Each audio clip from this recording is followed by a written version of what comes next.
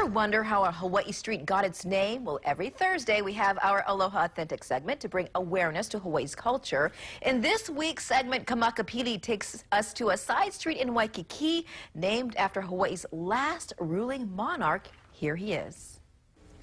And joining us now with more behind the history of Liliuokalani Avenue is Kamakapili. Good morning. Good morning. Welcome. Aloha. Thank you. For the longest time, I said her name wrong, and I would say Liliuokalani, but it's Liliuokalani. Yes. Yes. So when did the Queen reign over the Kingdom of Hawaii? So the Queen took the throne following her brother's passing, King Kalakaua, in 1891, and that lasted until January 17th, 1893, when the overthrow took place. And speaking of the overthrow, very important, what led to the overthrow?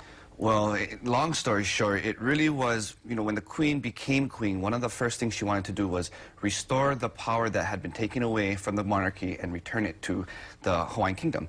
And that was because of the Constitution at the time, which is known as the Bennett Constitution, was forcefully signed by King Kalakaua in 1887 at gunpoint, at bayonet point, hence the name Bennett Constitution. That Constitution was written by a lot of the American business people and sugar plantation owners and forced the king to sign it, and that's what took away a lot of the power, giving it to the business owners.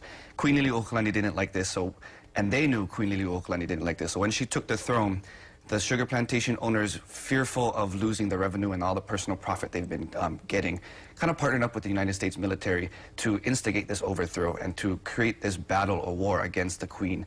But the Queen didn't want, we all know that she didn't want bloodshed of her people. She didn't want her people to die. So she gave up the sovereignty of her power and her throne at that point, January 17th. So a big sacrifice, basically. Yes. And she was imprisoned in her palace? In her own palace. 5 years she was imprisoned in the palace. It actually turned out to be about 8 months one of her rooms in her palace, that she was like in a house imprisonment, house arrest. Wow, very interesting. And where can we actually catch up and learn more about the Queen?